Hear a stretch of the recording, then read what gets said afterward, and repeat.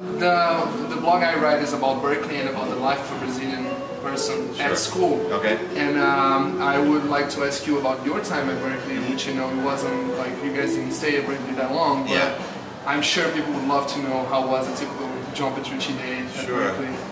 I mean, first of all, I went there with John Myung, so that was exciting because I'd known John since we were in middle school together, young teenagers. So I had somebody to go up there with, which was great, and room with, so I knew somebody already. And I immediately met so many people that I'm still friends with today. Really? Yeah, and of course we met Mike Portnoy there, and that was the beginning of the band. So great things came out of it for all of us.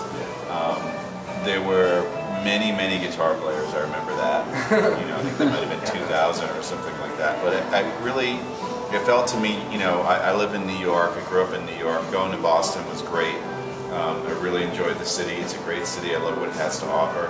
And I really felt like I belonged there. It's like everybody had the same kind of mindset. They were serious about music, they wanted to practice and learn and get better and pursue a career in it. So I really felt, instead of feeling like the odd man out, I felt like I really belonged there. That's great. I remember seeing on the score, on the documentary that you guys released, that the first room you guys were jamming at actually was Budokan document. Was it the Budokan? Well, we have called it.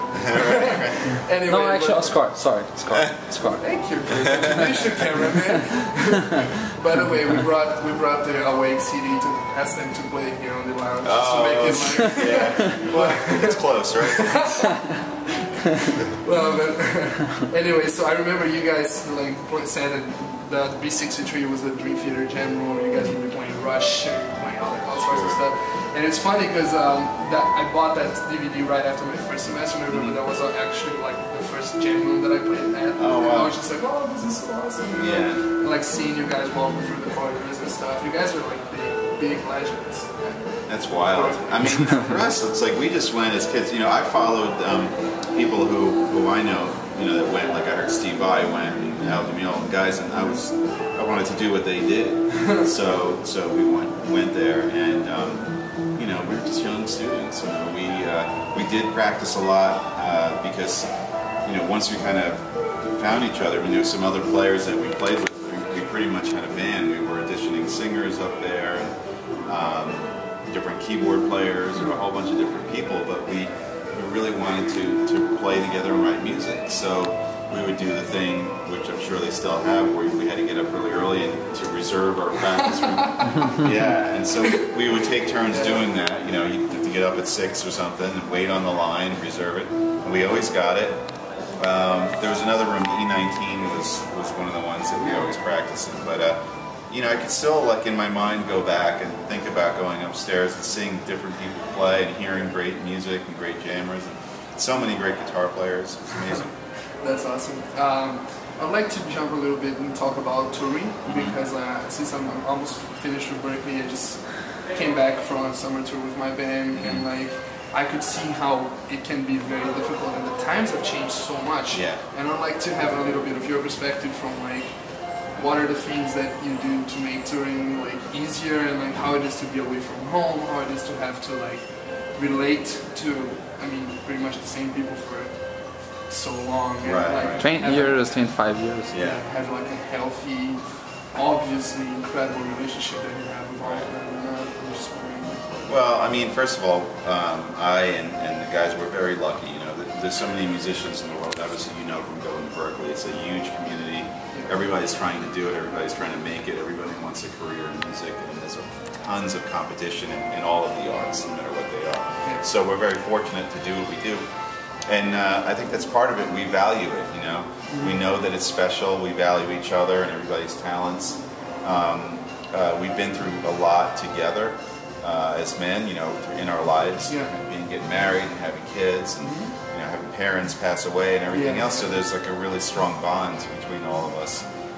But you mentioned it. The hardest thing is being away. Of course, I'm a father. I'm a husband. I have 3 kids, and I'm away a lot. So there's a lot I miss out on, and we try to connect as well as we could, as much as we could. And my wife is amazing. She's a guitar player, and she's, you know, I would not be able to do this without her. So that's another thing. You need a very supportive spouse and family and people that understand, but, you know, still it doesn't, touring is difficult, you know. It's wonderful, and you see the world, and you get to meet a lot of nice people, and you get to do what you love, but it is difficult. It's definitely not glamorous. You know, the best part of it is playing the show, and the percentage of travel to actually playing is huge. You're just traveling all the time. You're either on an airplane or on a bus or in a car, or in a, you know, and then you play for about 2 hours. And then you Yeah. Right. Okay, so I would like to talk a little bit also about the writing process in Dream Theater, and it's funny because, well, it wasn't funny, but I saw the auditions you guys made for the drummers. Yeah. And it was really cool that Mike Portnoy got to join Dream Theater because he was a teacher at Berklee, you know, and like we all got a chance to meet him, and like just such a nice guy, such an awesome, talented drummer. And on those auditions you had those riff parts, and they kind of showed to us what would be like a little bit of how you guys are kind of try the new riffs out, just see if like how would they fit together in the writing process, you know, like could you talk a little bit about how Dream Theater writes? Yeah, I mean there's different ways of doing it, you know. What you kind of saw was that's an example of somebody coming up with a riff, whether it's me or Jordan or John, bringing that riff in to the guys, teaching it to them, and then just kind of experimenting with it, playing with it, and seeing where it goes. And you know, in that instance, you know, people are kind of giving their opinion, this sort of interaction, and that's how we do a lot of our writing, for sure. The other way is, you know, to actually come in with stuff that's more complete, which, you know, in the case of a dramatic turn of events, that's how that was written. We were in the studio. We brought Mike Mangini in about 2.5 months after everything was done, and I did some basic drum sketches of the program, and he took that home, you know, interpreted it, learned it, came in and added his stamp of creativity to it. So that's a little bit different, where the structure is kind of more set already. But the wonderful thing is if you find people where you have this chemistry with, where you could write, you know, together and relate to, when they play something, you know, you go right to it and you interact, and they just come up with the perfect notes and the perfect chords, and it's just this beautiful sort of chemistry. That's the best thing. It's really cool. Do you guys ever, like, I mean, I'm sure you do, but do you guys also have this like collective, like, just jam, like stuff when you guys just go and play and something really awesome? Absolutely. A lot of our ideas and songs have come out of that, where we just go in and, you know, it harkens back to the Berklee days, and even earlier, you know, when I was a kid, when I was a teenager growing up in New York, I had so many friends that were in all different types of bands, and I would just go and jam. I'd take my guitar, I'd show up, plug in, and we would just jam for hours, you know. And I find when you do that, you know, for an extended period, ideas come out. You start to sort of noodle around and sort of take shape. So yeah, with Dream Theater we do that same thing. We record the jams, and then out of those jams maybe a melody comes out, or maybe a cool groove comes out, or maybe there's a chord progression, and then those are, you know, we call those seeds, and we kind of take those seeds and we grow with them. Okay, I would also like to ask you about Mike Portnoy, and I was wondering if, like, you guys have been together for so long, and it's such a shame to see him leave the band, and I was wondering if there are like any plans or possibilities in the future for you to have like collaborations or different, you know, works with him or something like that. Right. You never know. I mean, there's no plans right now. You know, we're just, he's busy doing what he's doing. We're busy with the band. I'm doing a G3 tour coming up. Yeah. We're working on a solo album, so there's a lot going on. It's funny because in the Berklee Blogs I got the chance to meet Steve Morse. Oh, I got the chance to interview Joe Satriani as well, Marco Miniman. So awesome. It's been, it's been really great. And I would just like to ask you one final question about like progressive metal and about the genre where Dream Theater pretty much dominates like today. Like if you're talking about bands that are coming up and looking up to Dream Theater the way like a lot of the bands grow and develop these days, how, like, what would you feel would be 5 like influential albums like that influenced you or the band or something like that. That would be a good reference. Yeah, well, that's interesting. It's a good question. You know, we've done many tours with younger bands that are progressive, you know, in their own way. You know, bands that are influenced by us, that are young guys that are taking progressive music into a different direction.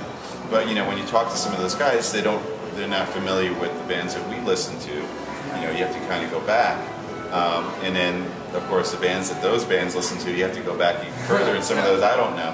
So you know, for me, it can only go by my experience. You know, I've always been a big Rush fan. That was like a huge influence on me. Hearing 2112 and Hemispheres and stuff like that. I was also a big Yes fan, and I've always said Dream Theater is kind of a heavy metal Yes. You know, we have the same orchestration with keyboards and the same kind of song structures and everything. So something like Fragile or Close to the Edge are great examples of that. You know, you mentioned Steve Morse. It's going to be on G3. The Dregs and that music. You know, it's really big influence on me. You know, maybe something like What If or Night of the Living Dregs or something like that. Yeah. What else? You know, I would say Maiden and Metallica. That was big. You know, Metallica was a big influence, like on me sonically. You know, take an album like Master of Puppets. The arrangements are not conventional. The songs are long. There's tons of riffs. It's very technical, and that kind of guitar sound is something that I integrated into our version of progressive rock. That kind of percussive, you know, right-hand heavy sound. So that's a really great one. And you know, Maiden, you know, Number of the Beast or Peace of Mind, something. Another example where there's extended songs, there's storytelling, there's guitar solos. You know, one of the things that we do in our band where guitar solo follows a keyboard solo or vice versa. You know, that's from Maiden. You know, you got Dave Murray plays a solo, Adrian Smith plays a solo. So we use a lot of those same techniques, and you know, I don't know how much some of the younger bands are familiar with those albums. You know, Yes and Rush, of course Metallica's. So anyway, those are a few that people can get into. It actually led me to an interesting question, like when you talk about composition, how much of Dream Theaters or your own composition is like planned out? How much do you if you even do that, do you aim towards certain kind of mood or certain kind of sound, or is it more instinctive, you know, like you get your guitar and inspiration hits and that kind of stuff? I think, you know, it's both. You know, sometimes inspiration hits. You have, you know, for me, it's usually always a melody that pops into my head, and then, you know, that comes out on the guitar, and it's just, you don't, you know, it's a typical story, but it could just happen anywhere, whether you're walking or you're in the mall or in the shower or whatever. If you have a guitar, it's great. You can record it. But sometimes it is more purposeful. You know, when we're constructing an album, we have a definite sort of structure that we want to make the album come out. Maybe it's a concept. Maybe we wrote a few songs and we feel like it needs a balance, so we'll write a different type of song. So sometimes you do go in purposefully and try to sort of map it out, just so, you know, you keep things interesting. That's really cool. What is your favorite Dream Theater song? My favorite Dream Theater song? That's such a hard thing to do. Oh my goodness, yeah, that's a really hard Maybe one. Favorite Dream Theater album. I'm sorry? Album. Maybe an album, maybe a favorite song to play. I mean, I'm sorry, just a Oh my god. That's hard. It's really hard. You know, we've been having a lot of fun on this tour. We've been out since a year before July, so 14 months or something like that. And we've been playing the new album a lot, which is exciting for us because for many reasons. You know, Mike Mangini being on, how well it's done for us, our Grammy nomination, everything is quite great. Congratulations on that. Thank you. So one of the songs on the album, Breaking All Illusions, it's a really fun song to play. Like, I kind of look forward every time we're about to play it. Also, The Spirit Carries On, we've been playing in this, and that's fun too because it's different. It's just very sort of flowing, and you know, there's a lot of crowd interaction. It's a big guitar solo, and it's very melodic. That's an experience. Like watching that particular song live is transcending. Yeah, I mean that's what the live experience is all about. It's about the people that are there to come to see the show, and if you could somehow connect with them, and I feel like that song connects. So it's fun. We'll have to make another appointment to jam. That's totally. I actually have to